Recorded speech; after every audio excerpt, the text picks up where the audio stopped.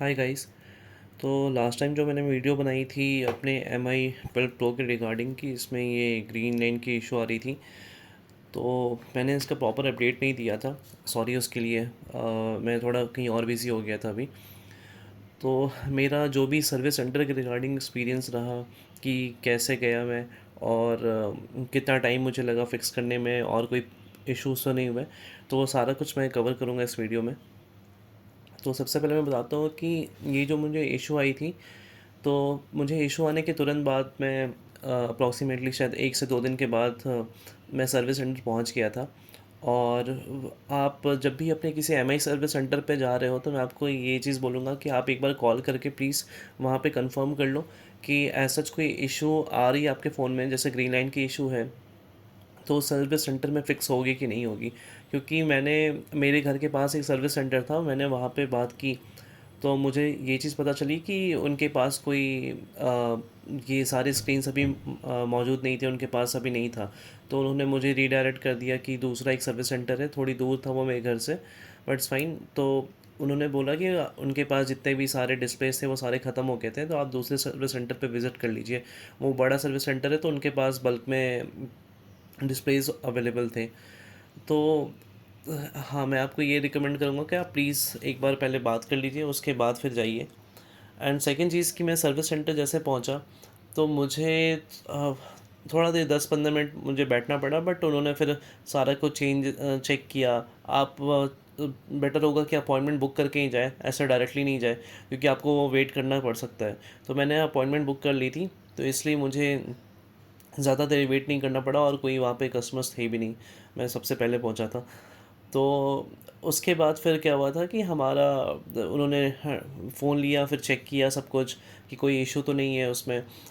Display में उन्होंने check किया था। अगर आप देखेंगे ना, तो ये डिस्प्ले जो होता है बेसिकली, ये स्क्रीन, अगर मैं आपको ओपन करके दिखाता हूँ ये, फॉर एग्ज़ाम्पल, कि आपके फ़ोन का वो चेक करेंगे कि आपके फ़ोन में पहले तो ग्रीन लाइन की इशू है कि पिंक लाइन की इशू है, क्योंकि किसी किसी लोगों के साथ उनकी इशू क्या आ रही थी कि उनका पिंक लाइन का इशू आ रहा था। तो अगर आपको पिंक लाइन का इशू है तो फिर वो फिक्स नहीं हो पाएगा, क्योंकि उन्होंने मुझे वहाँ पे बताया कि अगर आपका पिंक लाइन का इशू है, तो उनको MI की तरफ से कोई अपडेट नहीं मिला है कि उसको रिप्लेस करना है।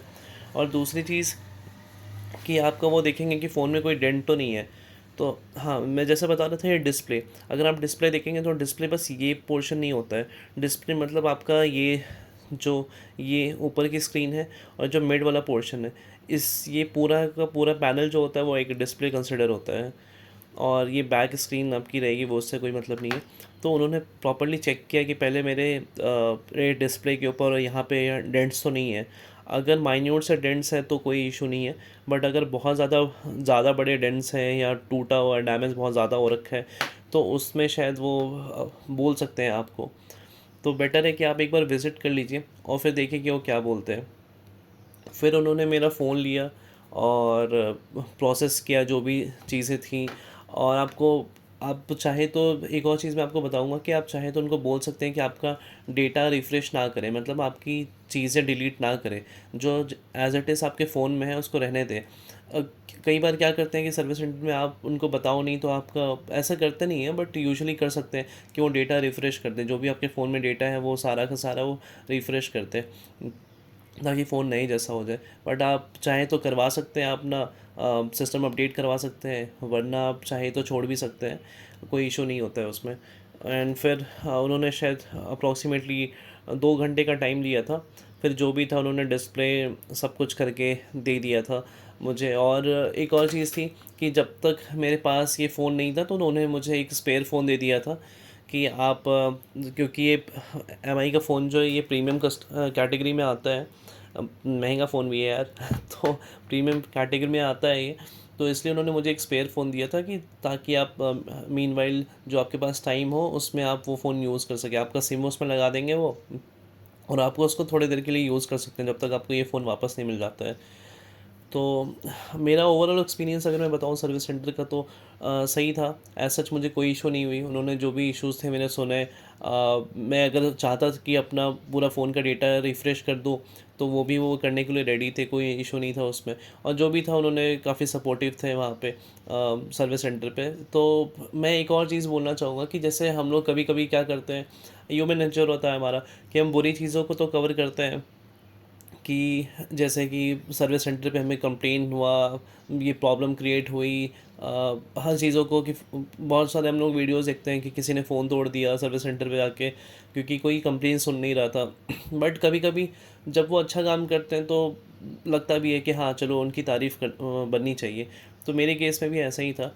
मैं जब वहाँ पे गया, जो भी सर्विसेज उन्होंने दी, टाइम लिया, क्योंकि ऐसा जो वहाँ पे एक और अच्छी चीज़ थी मेरे साथ कि वहाँ पे और कोई कस्टमर्स नहीं थे, तो शायद उन्हें टाइम कम लगा, तो 1.5 घंटे 2 घंटे का जो भी उन्होंने टाइम लिया, बट सब कुछ अच्छे से करके दिया। और अभी ठीक है, वेल एंड गुड, मेरा फ़ोन सब कुछ सही चल रहा है, तो ऐसा कोई इशू नहीं है। तो I am happy with the M I and all the services की जो उन्होंने इस इशू को रेक्टिफाई किया। बट हाँ, टू बी ऑनेस्ट उन लोगों के लिए थोड़ा बुरा लगा कि जिनके फ़ोन में ये पिंक लाइन की इशू आ रही है। बट आप फिर भी एक बार कस्टमर के सॉरी सर्विस सेंटर पे जाके एक बार विज़िट करिए, जो भी इश्यूज़ होते हैं आप बताइए उनको, और आई होप कि आपका भी इशू रिजॉल्व हो जाए। एंड आपको अगर कोई भी कंसर्न हो इसके रिगार्डिंग या फिर कोई भी क्वेश्चंस हो, तो आप मुझे कमेंट बॉक्स में पूछ लीजिएगा। मैं रिप्लाई करने का ट्राई करूँगा आपको एज सुन एज पॉसिबल। तो thank you so much guys.